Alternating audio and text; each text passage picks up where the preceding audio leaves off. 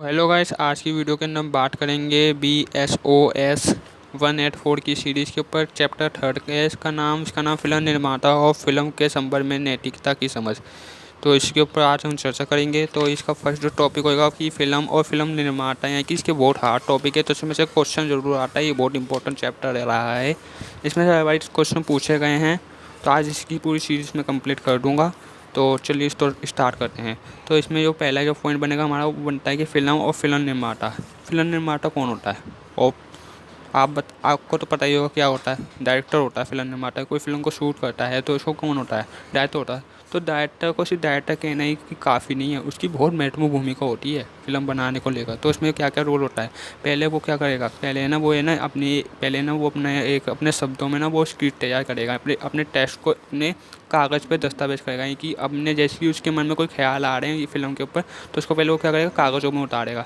फिर उस कागज़ों को जिस भावना के साथ उसने उस कागज़ पे जो अपनी फीलिंग लिखी है, उसी फीलिंग को उसको पर्दे पे दिखाना है। तो इसके लेके यहाँ से लेके यहाँ तक का जो जो पूरा प्रोसेस है ना, ये बहुत हार्ड प्रोसेस होता है। तो इसकी पूरी इसी में चर्चा की गई है यहाँ, मतलब कि लिखने से लेके पर्दे में कैसे दिखाना है। ठीक है, ये होता है। तो इसमें क्या करता है कि जो पहले में क्या करेगा, पहले वो पठ इसके ना बहुत सारे प्रकार हैं। एक ही पटकथा लेखन करता है। ठीक है, फिर क्या करेगा, फिल्म बनाने को लेकर बजट बनाना पड़ेगा। मान लीजिए बजट भी तैयार करना पड़ेगा, कितना कितना किसको देना है, कहाँ पे शूटिंग होगी, कितना इसको लेना है। ठीक है, ये होता है। फिर पात्रों का चयन, यानी कि हीरो हीरोइन होगी। ठीक है, हेडिंग होगी, निर्माण की कार्य क्या होंगे वो होंगे। ठीक है, तो पहले क्या होता है कि ये ना पहले कहा जा रहा है कि एक फिल्म की पटकथा का सवाल एक कई यानी कि ये कह रहे हैं कि है ना, कभी कभार तो वो क्या कहता है कि पटकथा लिखता है, ये कोई फिल्म है उसके अंदर कोई, हाँ ये वाली में कोई जैसे कि है ना, आप कोई न्यू फिल्में आती रहती हैं, पुष्पा कुछ भी जो फिल्में हैं। तो आज सोचिए कि जैसे कि उनके डायरेक्टर हैं ना, उन्होंने पहले स्क्रीन लिखी होगी, चाहे वो खुद लिख सकते हैं या फिर वो कभी कभार ना क्या करते हैं कि वो है ना किसी से ना खरीद भी लेते हैं वो स्क्रिप्ट को। ठीक है, ये होता है। स्क्रिप्ट खरीदने के बाद क्या होता है, अब भैया स्क्रिप्ट तो तैयार हो गई, हमको पता लग गया। और फिर स्क्रिप्ट को जो देखा दे, मतलब क्या स्टोरी, उसी के अकॉर्डिंग उसका टाइटल भी दे दिया जाएगा कि फिल्म का नाम क्या होगा, ये होगा। ठीक है, फिर उसके बाद क्या होगा, फिर उसके बाद वो क्या करेंगे, फिर ना वो अब बजट बनाना है। अब भैया कुछ कोई कोई बड़े बड़े डायरेक्टर होते हैं, उनके पास तो पहले से ही बजट होता है। कुछ कुछ नहीं होते जिनके पास हो नहीं पाता, पता नहीं कितने करोड़ों रुपए का खर्चा आ जाता है। फ़ॉरेन कंट्री में शूटिंग करनी पड़ जाती है, किसी दूसरे राज्य में करनी पड़ जाती है, वहाँ पे पैसे देने डिपॉजिट करने पड़ जाते हैं, बहुत से प्रॉब्लम हो जाती हैं। तो इसके लिए वो क्या करेगा, वो है ना बड़े बड़े बिजनेसमैन हो गए, ठीक है, उद्योगपति हो गए, उनसे वो चर्चा करेगा। ठीक है, वो उसमें क्या करेंगे, इन्वेस्ट करेंगे, शेयरिंग करेंगे उसके अंदर, तभी जाके वो उसमें अब बजट बना लेगा। अब बजट बनाने में क्या क्या होगा, शूटिंग को कितना खर्चा होएगा, कॉस्ट्यूम डिजाइनर कितनी होगी, मेकअप में कितना खर्चा आएगा। ठीक है, मेकअप कितना होएगा, ये सब चीज़ें जैसे सारी सब जितने आपको शेड्यूल होता है ना, पूरा बजट बनाने, कैमरा मैन, रोलिंग, सब कुछ बजट के अंदर आएगा। ठीक है, ये होता है। बस इतना आपको याद करना है, बस इतना इम्पोर्टेंट है। ठीक है, फिर उसके बाद भैया बजट भी तैयार होगा। फिर क्या होगा भैया, अब क्या करेंगे, अब हीरो हीरोइन को बुलाएंगे, ऑडिशन दो कि कौन सी हीरोइन सही बैठे, कौन सा हीरो सही बैठेगा, कौन किस किस का क्या क्या रोल होगा, क्या क्या वो अपने रोल अदा करेंगे, ये चीज़ें आपको बस लिखनी होगी। ठीक है, फिर आपको ये कहा गया है कि इसमें ना मोटे तौर पर इसके 3 चरण होते हैं। तो पहले चरण में आपको पता है कि पटकथा बनाएगा। ठीक है, ठीक है, फिर जो कुक करेगा। ठीक है, फिर दूसरे चरण में भैया बजट तैयार करना, फिल्म का निर्माण, यानी कि पहले चरण में तो बजट का तैयार सब कुछ हो जाएगा। ठीक है, मतलब बजट कितना बन गया, फिल्म को स्क्रिप्ट तैयार हो गई, सब कुछ। फिर अब दूसरे चरण में ना फिल्म का हो गया है, पूरा प्रोसेस खत्म हो गया दूसरे चरण में। ठीक है, तीसरे चरण में क्या होगा, अब फिल्म को ना अंधेरी कमरे में से अब प्रकाश दिखानी है कि अब उसको अंधेरी कमरे से निकाल के उसको पर्दे पे कैसे दिखाना है, उसके ऊपर अब चर्चा की जाएगी। तो उसके लोग क्या करेंगे, दबा के ऐड करेंगे। पुराने टाइम में तो भैया सब कुछ पहले टीवी विज्ञापन आते थे, आज का जो इंटरनेट का ज़माना है, तो इसमें आजकल यूट्यूब पे हो गए, एडवर्टाइज में बहुत सारी ऐड के सिस्टम है जो कि आपको प्रोवाइड करवा दिए जाते हैं। वो पैसे दे के वोट दबा के एडवर्टाइजमेंट करते हैं। जैसे कि आपने देखा होगा बूट हो गया, बहुत सारी फिल्में हैं जो ऐप पे अवेलेबल होती हैं, अमेजोन प्राइम। ठीक है, ये जो होता है, बस आपको समझ में तो आ गया होगा वैसे, बस इतना लिखना बस हो जाएगा आपका काम। फिर क्या कहता है कि फिल्म निर्देशक का माध्यम होती है, बिल्कुल होती है। ठीक है, तो इसमें दो दो नाम आपको याद करने हैं। पहला क्या करेंगे, श्री सुजीत सरकार। ठीक है, श्री सुजीत सरकार। और दूसरा जो नाम है वो क्या करेंगे, राकेश ओम प्रकाश मेहरा। मेहरा भी इसका सही है, पर आप पूरा नहीं, राकेश ओम प्रकाश। तो श्री सुजीत सरकार क्या कहते हैं ना, वो क्या कहते हैं कि गारंटी सिर्फ इस चीज़ में नहीं है कि उसकी स्क्रिप्ट अच्छी होगी, फिल्म भी अच्छी हो गई, मतलब ये देखा जाता है कि उसको कितने अच्छे तरीके से निर्देशन किया गया है, निर्देशक, ठीक है, मतलब कितनी भावनाओं के साथ बनाई गई है, ठीक है, ये बताते हैं सूरी सर का। और मेहरा भी बताओ क्या बताते हैं, मेहरा भी इस बारे में बताते हैं कि मैं ना सिर्फ व्यवसाय के लिए फिल्म नहीं बनाता, सिर्फ पैसा कमाना ही मेरी फिल्म बनाने को उद्देश्य नहीं है, बल्कि मेरे अंदर ये जुनून भी है, कहानी के अंदर वो जुनून भी होना चाहिए, फिल्म भी होनी चाहिए, ताकि वह आने वाली जैसे कि किस जुनून के साथ वो स्क्रीन लिखी गई, उसी जुनून के साथ हमें उसको पर्दे पे दिखाना है, जिसके अंदर लोगों के अंदर उसकी अंदर भावना आ जाए, लोग इसके प्रति अपने वो भाव प्रकट करें, ठीक है, ये होता है। फिर हम हाँ, फिर दूसरे थर्ड वो ये वाला है डॉक्यूमेंट्री फिल्म। क्या पत्रकारिता से संबंधित होती है? बिल्कुल होती है। जैसे कि देखिए, अब पत्रकारिता क्या होती है, मीडिया हो गई, ठीक है, जन संसाधन का चौथा स्तंभ है, ठीक है। तो इसमें क्या क्या है, तो डॉक्यूमेंट्री क्या होती है, डॉक्यूमेंट्री की आपको रोना करने हैं, ये जुरासिक पार्क, डायनासोर वाली मूवी, ठीक है, डिस्कवरी ऑफ इंडिया, ये भारत की खोज, ठीक है, दो फिल्में क्या होती हैं। 20वीं शताब्दी की शुरुआत में एक डॉक्यूमेंट्री फिल्म में प्रोड्यूसन करने के बाद जब सिनेमा के सामान्य रूप से उभरा, यानी कि 20वीं शताब्दी में डॉक्यूमेंट्री फिल्म प्रोड्यूसर करने के बाद सिनेमा है ना इसमें सामान्य रूप से उभरा है। अब सिनेमा का रोल होएगा इसमें, ठीक है, मैं कि फिल्म बनी, अब वो कहाँ दिखेगी, सिनेमा पे। आज के टाइम में तो कोरोना का टाइम पे तो ऐसा बंद हो गया, तो सिनेमा तो उनको ऐप के द्वारा हो गया था, ठीक है। तो इसमें ना आपको दो नाम याद करने हैं, पहला क्या है, गिरियासन, दूसरा है शिस्तलेवा, ठीक है। तो जो गिरियासन है ना, वो अपनी ना पुस्तक लिखते हैं, पुस्तक में उन्होंने अपना बताया the first principle of documentary. तो इसमें ना उन्होंने 3 प्रकार के सिद्धांत बताए हैं, ठीक है, और सिनेमा की ये शैली के रूप में एक भविष्य है, ठीक है। गिरियासन का मानना है कि सिनेमा के चारों ओर ना समता होती है। गिरियासन को कहना है कि सिनेमा के ना अंदर चारों ओर ना एक समता होती है, जिसमें एक व्यक्ति के जो जितने भी उसकी जो वो करता है ना, रोलिंग जो उसकी जो हरकतें होती हैं, कुछ भी जो कलाकारी दिखा रहा है, उस सबको सबको कैमरे में कैद करके उसको ना सभी के सामने उसको पर्दे पे दिखाना है, ठीक है। ये होता है कि किसका कार्य होता है, सिनेमा का कार्य होता है, ठीक है। चाहे वो लाइव भी हो सकता है या फिर ऐसे ही होता है, ठीक है, कैद करके किन्हें। फिर खिस्तलेवा क्या कहते हैं, खिस्तलेवा कहते हैं कि क्या क्या पत्रकार यानी कि फिल्म की मेन निर्माता पत्रकार या कैमरे में मौजूदगी क्या सिर्फ एक मौजूदगी है, ये वास्तविकता को भी अवलोकन कर रहे हैं कि वास्तविकता भी में बहुत महत्वपूर्ण है। अब क्या कहते हैं कि क्रियासन का दूसरा मुद्दा वे उठाते हैं कि कलाकारों के साथ उनके संदर्भ कैसे होने चाहिए, ये ठीक है, कि हमें यानी कि मैं कह रहे हैं कि है कि हमको बस आपको कुछ नहीं करना है, बस आपको उनके संदर्भ देखने की अभिनेता और कलाकारों के संदर्भ क्या होना चाहिए, ठीक है, ये मूल देशी लोगों के बीच में क्या होता है, ठीक है, बस आपको अपनी अपनी लैंग्वेज में बना के नहीं देना है, ठीक है। डेविड मैकलोड ये फिल्म के बारे में कुछ टिप्पणियाँ करते हैं, कहते हैं कि आपके लिए जो एक खिलाड़ी का ऊपरी है ना, ये मिली ना पेपर बैट है, यहाँ कि हमने देखा होगा पेपर होता है, उसके ऊपर ना एक गोला वो होती है ना, जिसको रख देते हैं ताकि पेपर उड़े ना, तो उनके लिए पेपर बैट है ये, ठीक है। ये क्या बताते हैं कि इन्हें बताते हैं कि फिल्मों का लक्ष्य कर्म और मुद्दों के रूप में मानते हैं, ये ना फिल्मों क्या मानते हैं, उसका विषय अच्छा होना चाहिए, उसके कर्म उसके मुद्दों के रूप में देखते हैं। जो व्यक्ति का समूह होता है, यह सब तत्व का अस्तित्व होता है, ठीक है। और फिर उसके बाद उसमें समानता की पहचान होनी चाहिए। वह आगे लिखते हैं जिस तरह से फिल्मों में भीतर से जिस तरह फिल्मों में भीतर से जो दिखाया जाता है, उसी प्रकार उसके जो लेखक उसके विषयों में आवाज़ों की रस निकालना है कि जिस तरह से फिल्मों को दिखाया गया है ना, उसी प्रकार उसके लक्ष्य है कि उसके जो वो लेखन है ना, उसके जो आवाज़ों को उसके अंदर रस निकलना चाहिए, उसके अंदर वो भावना भी होनी चाहिए। आगे क्या कहते हैं, अमेरिकी एक तीसरी चीज़ गिरियासन ने जो इस बात पर जोर देते हैं, वो कहते हैं कि डॉक्यूमेंट्री है ना, ये सच्चाई दिखाती है हमें। फिल्म चाहे काल्पनिक भी हो सकती है और वैसी भी हो सकती है। काल्पनिक में आपको अपने सदाबहार करने पड़ेंगे, फिर जो वो होंगी रियलिटी की जो डॉक्यूमेंट्री में, उसमें आपको अच्छे तरीके से उसका पूरा अच्छी तरीके ज्ञान होना चाहिए। जैसे उसमें कुछ नाम दिए गए हैं, the story from the raw, ठीक है, ये सारे नाम हैं, आपको याद करने हैं तो कर लो, नहीं तो फिर रहने दो। आगे एक अमेरिकी डॉक्यूमेंट्री सिद्धांतवादी बिल निकोल्स ने कहा है कि है ना, ये ना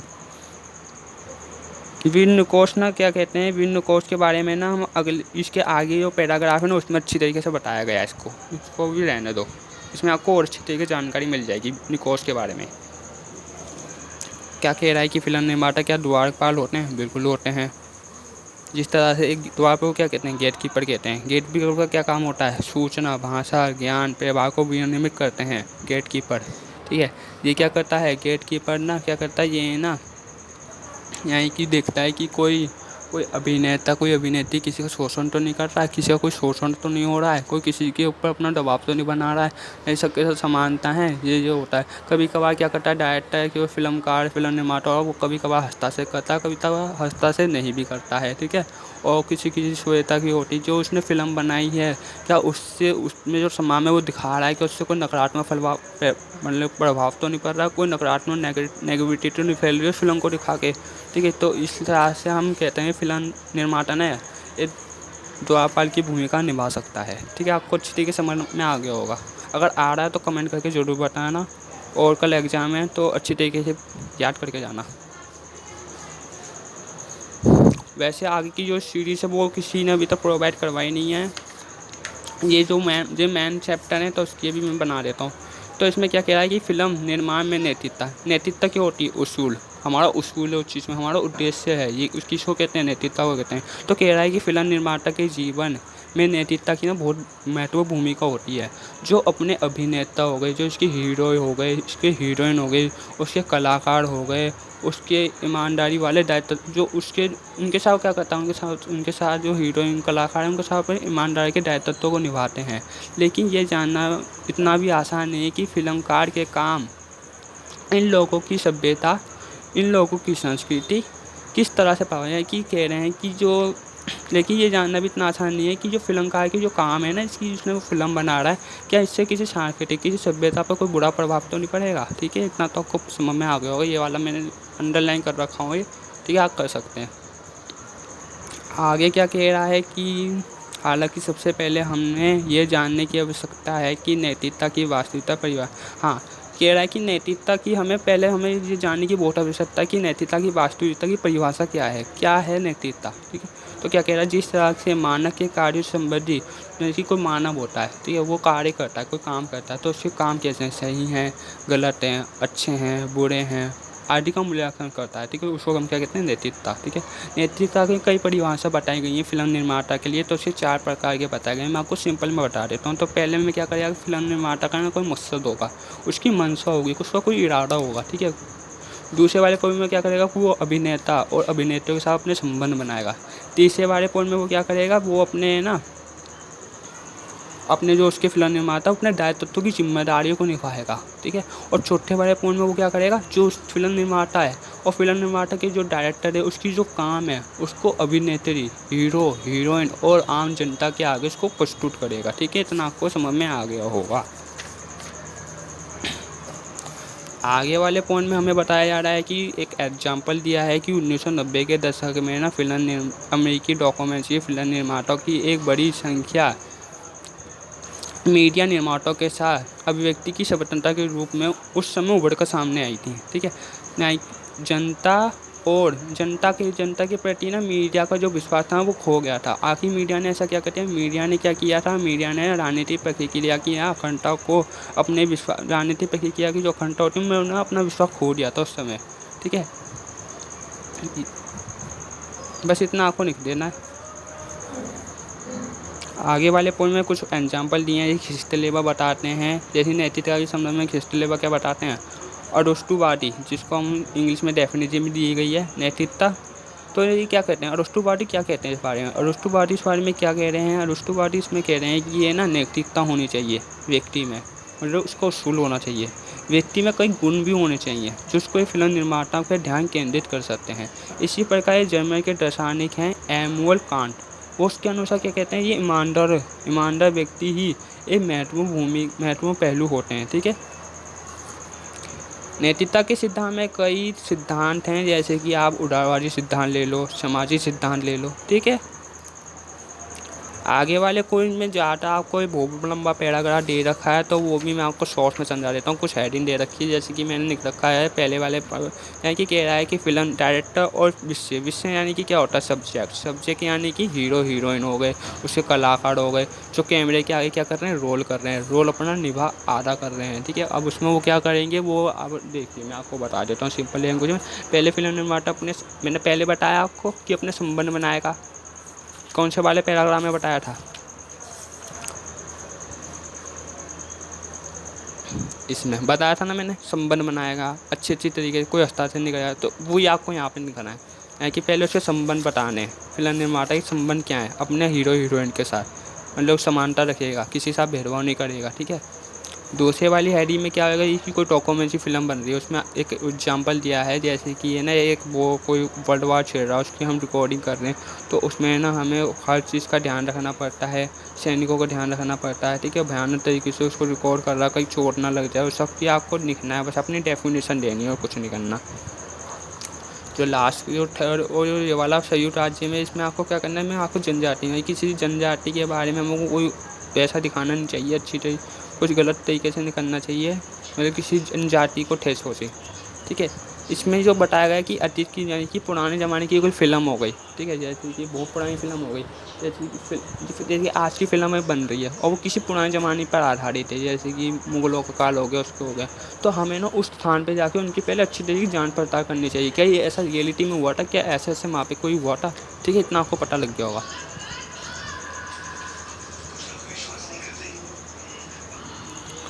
ये है बहुत इम्पोर्टेंट, बहुत ज़्यादा इम्पोर्टेंट पैराग्राफ है ये, डॉक्यूमेंट्री फिल्म के निर्माण में आचार संहिता।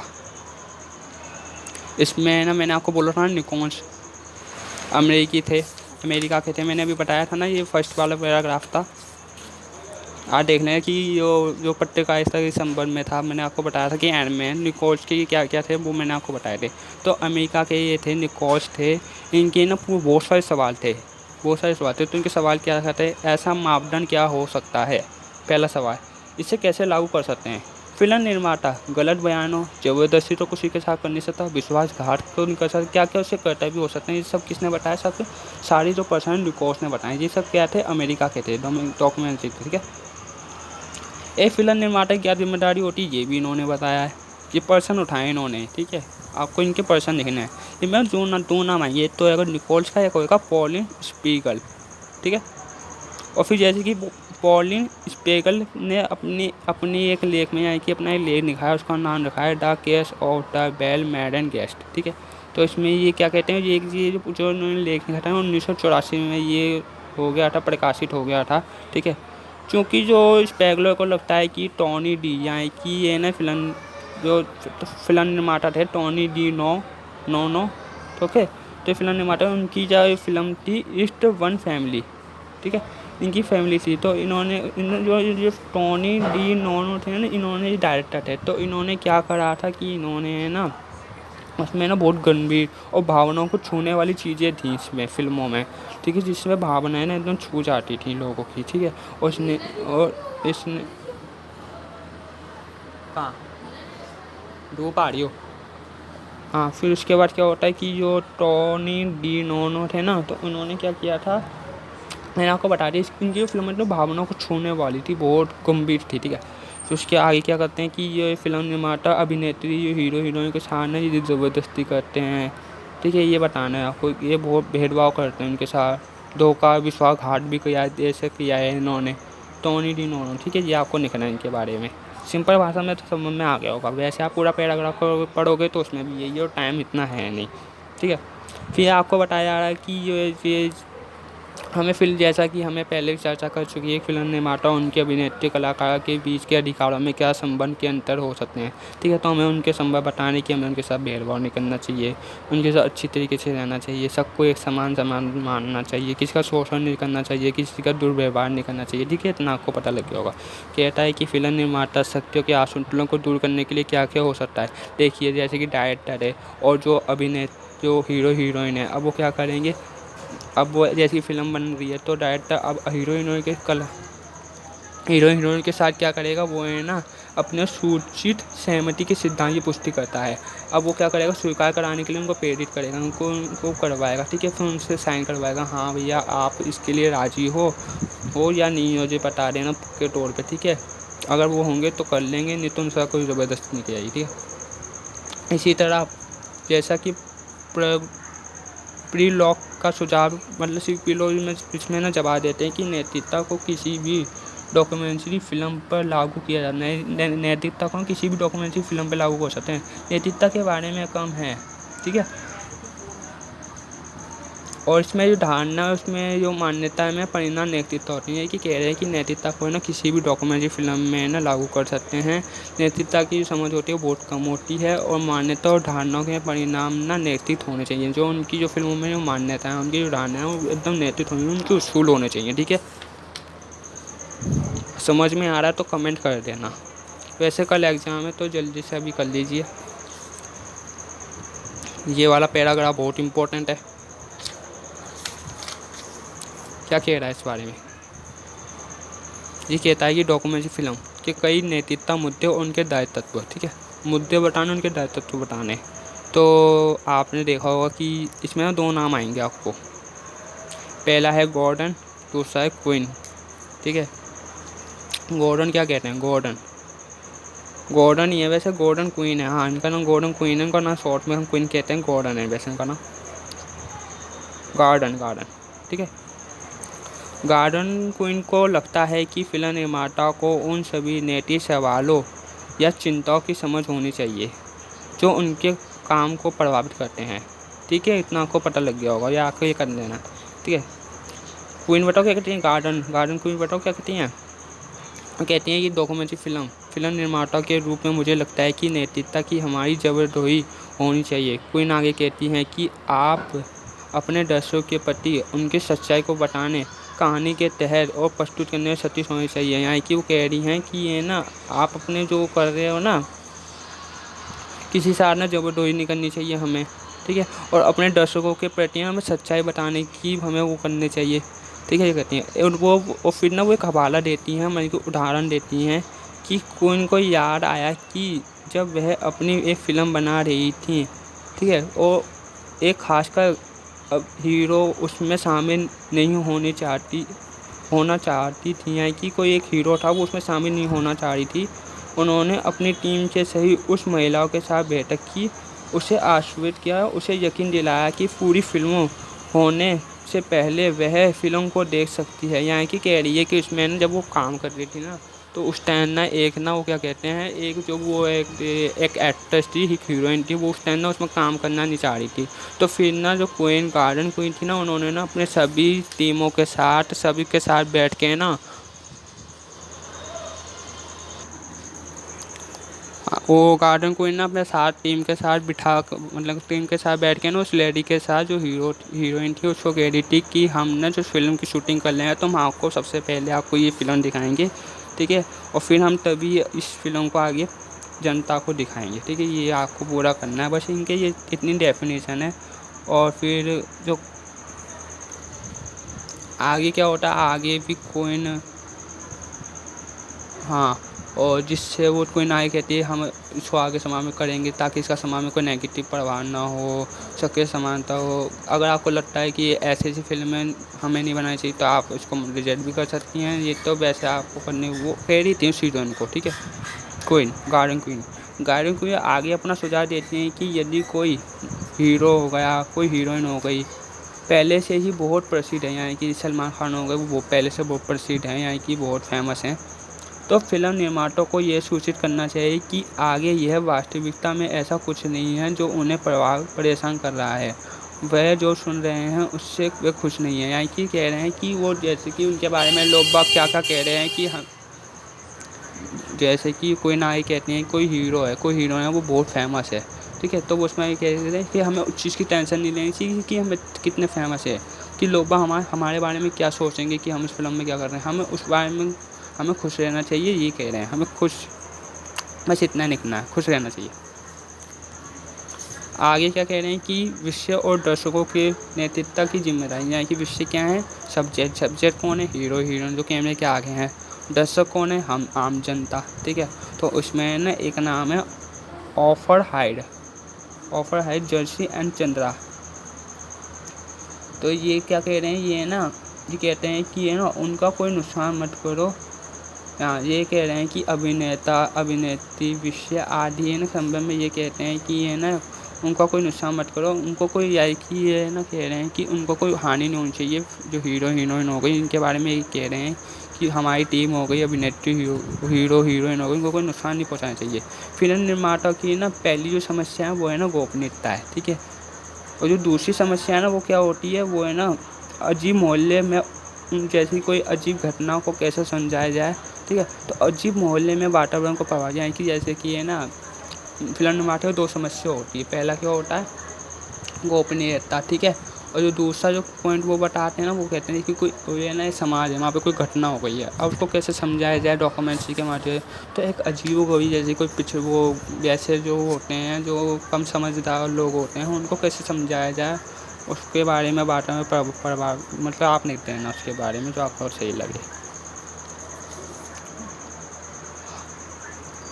ठीक है। और उसके आगे क्या कहते हैं, ये ना प्रति अवलोकन कहा गया है, ठीक है।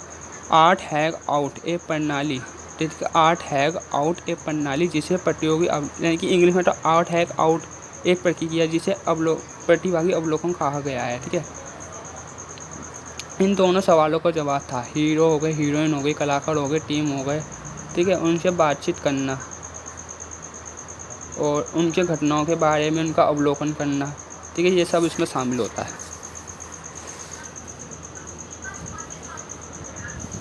आगे वाले पॉइंट में हमें क्या बताया जा रहा है, आगे वाले पॉइंट में वही बताया जा रहा है कि अपने हीरो हीरोइन कलाकार और सदस्यों के एक विश्वास का हमें उन पर विश्वास करना चाहिए, उनके साथ विश्वासघात नहीं करना चाहिए। कुछ एग्जाम्पल लें, the Chinese of home to film जैसे कई महत्वपूर्ण भूमिका इन्होंने अदा करी है, कई महत्वपूर्ण जिम्मेदारी इन्होंने निभाई है इस फिल्म में, देखा होगा आपने हीरो हीरोइन के साथ। इसी तरह पॉलिंग स्पेंगल का मानना है कि कुछ फिल्म निर्माताओं को लगता है कि जिम्मेदारी एक ना प्रतिफल देकर पूरा किया जा सकता है, ठीक है। और जो पॉलिन स्पीकर इस बारे में कहते हैं, उसी प्रकार ना दूसरे डायरेक्टर ने फिल्म निर्माता जिनका नाम है जॉन स्टोरी ने कहा है, जब मैं कैमरा और माइक्रोफोन के साथ किसी के पास जाता हूँ और मैं कहता हूँ देखो मुझे अपनी आत्मा दे दो, मैं कहने के योग्य बनाने हूँ, देखो इससे तुम्हारी मदद होगी ना कोई नुकसान, ठीक है। स्टोनी की तरह सभी फिल्म निर्माताओं के साथ ऐसा नहीं है, यानी कि जो स्टोनी क्या कह रहे हैं, स्टोनी ने कह रहे हैं कि ये चाहते हैं और कहते हैं कि मुझे अपनी आत्मा दे दो। तो स्टोन और जो जॉन स्टोनी है ना, जॉन स्टी की तरह ना और फिल्म निर्माता ऐसा नहीं है, उन्होंने ना सरकारी नौकरशाही के बीच बातचीत संवाद को बढ़ाया है और फिल्म के इस्तेमाल का उन्होंने ठोस प्रयास अपनाया है। भारत की संविधान नैतिकता को देखें तो भैया इसमें 2 नाम आपको बढ़ के आएंगे, पहला है भीमराव अम्बेडकर, दूसरा क्या है महात्मा गांधी जी, ठीक है। जिसमें इसमें नैतिकता के बारे में जवाब देते हैं।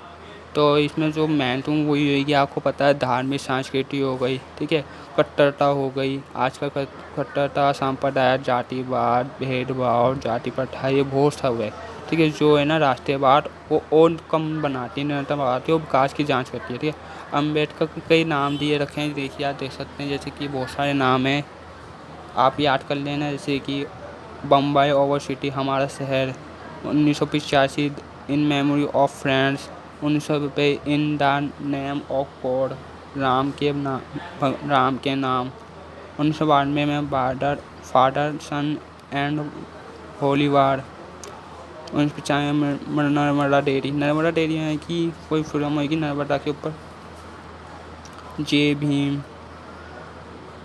बहुत सारी फिल्में हैं। इसमें आपको बताना है कि हमारा जो अम्बेडकर का टाइम में कैसे कैसे जाति प्रथा थी और महात्मा गांधी ने किस प्रकार से कैसे कैसे महत्वपूर्ण भूमिका निभाई है, इसी के ऊपर आपको लिखना है कि हमें ना सबको समान मानना चाहिए, किसी का भेदभाव नहीं करना चाहिए, समाज में कोई ऐसी चीज़ नहीं दिखानी चाहिए जो उनको प्रभाव करे, ये बताना है बस आपको। आगे वाला जो पैराग्राफ है वो बहुत मुश्किल पैराग्राफ है, तो मेरे से हो नहीं पाया, वैसे लगता है कि ये आएगा नहीं वैसे वाला, और जो जितना मैंने आपको करवाया तो नहीं आ सकता है। तो आइए, आपको वीडियो अच्छी लगी होगी तो वीडियो को लाइक कर देना बस, और कुछ नहीं करना। और आगे भी आपको ऐसी ही जो बीए के ऑनर्स के प्रोग्राम है ना, वो आगे मैं अपलोड करता रहूँगा। तो अगर आपकी इच्छा हो तो सब्सक्राइब कर देना, अगर इच्छा ना हो तो रहने देना, आपकी मर्ज़ी। वैसे अगर आप ऑनर्स के हो तो आपके लिए मैं करता रहूँगा जो सिंपल लैंग्वेज होगी, बिल्कुल सिंपल लैंग्वेज में मैं आपको समझाता रहूँगा, ताकि आपको बिल्कुल अच्छी तरीके से समझ में आए। और कल के लिए एग्ज़ाम है तो ऑल द बेस्ट। और सबका एग्ज़ाम अच्छा जाए। और मेरा भी कल एग्ज़ाम है, तो देखते हैं कैसा जाएगा। वैसे बहुत आसान किताब है, आसानी जाएगा, पर ये थर्ड चैप्टर थोड़ा हार्ड है। बाकी सबकी वीडियो आपको मिल जाएगी यूट्यूब पे, आप वहाँ से आपको देख लेना। अगर आपने अभी भी तैयारी नहीं करी है तो आप कर सकते हैं। ज़्यादा से ज़्यादा 1-2-3 घंटे का टाइम लगेगा आपको, फिर आपकी पूरी बुक हो जाएगी रिवाइज। और थर्ड चैप्टर था वो वीडियो मिल नहीं रही थी किसी को, तो मैंने इस पर बना दी वीडियो। तो थैंक्स फॉर वॉचिंग।